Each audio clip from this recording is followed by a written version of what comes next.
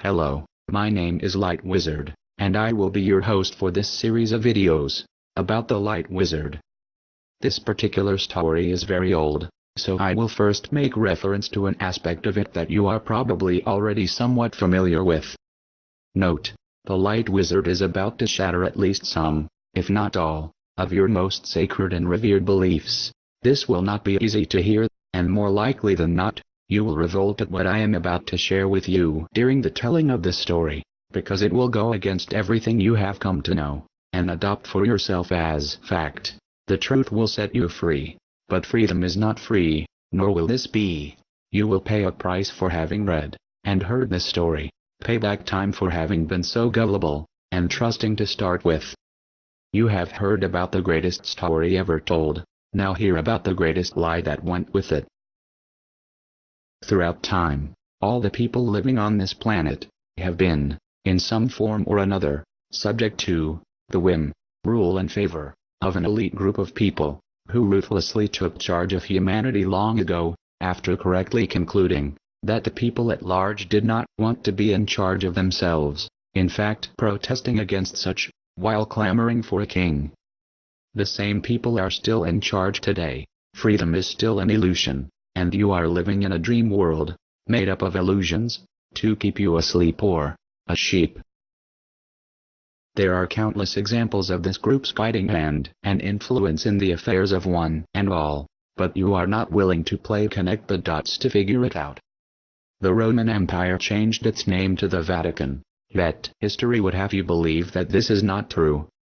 The Vatican then proceeded to create other nations, such as the United States of America, a capstone of achievement for the now fully formed and completed New World Order.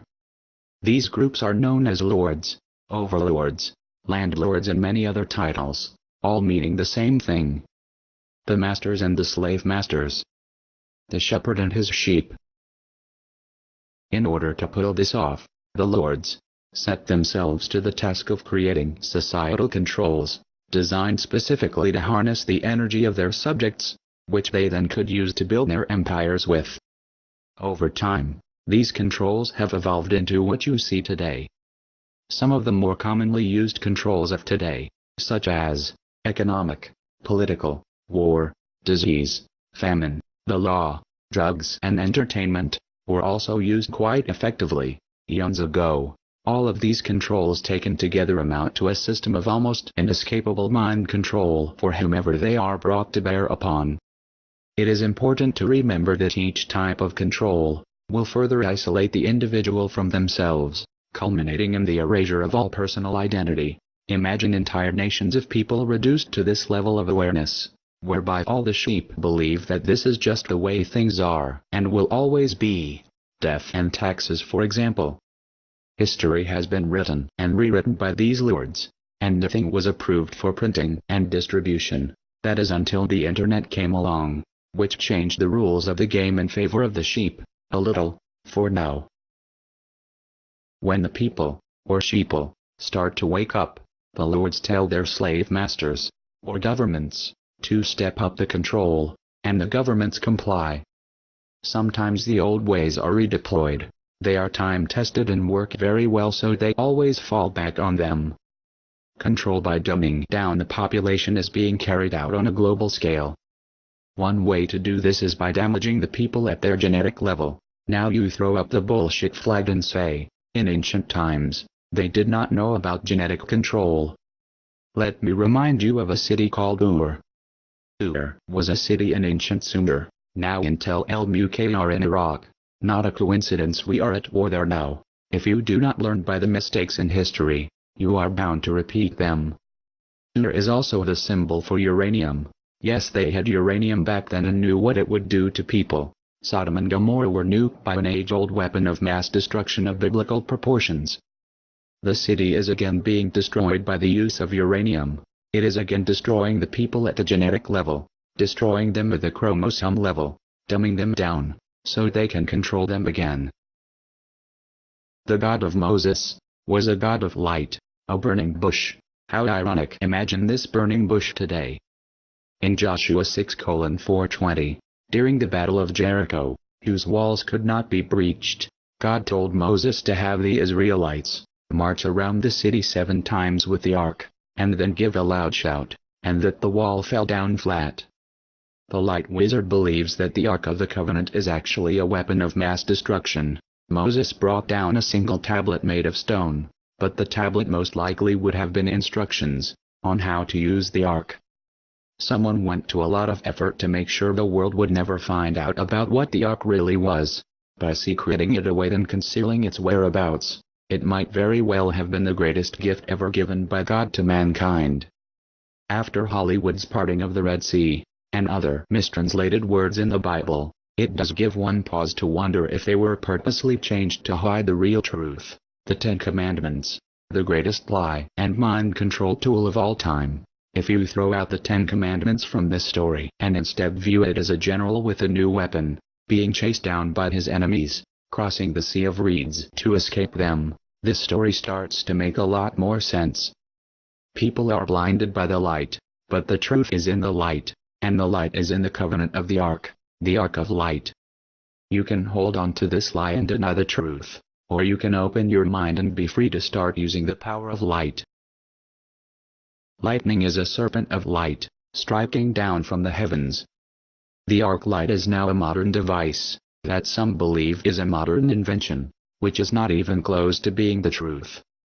The Light Wizard views Moses as wanting his people to worship this God of light, but the Lords knew that the people might use this weapon against them, which they could never allow. In response to this potential threat, they then used a very subtle form of mind control, by spinning the story into a tale that few can understand or figure out. Even today, the modern version of the Bible should have been written to free you, not enslave you. So what went wrong? The power of light is endless.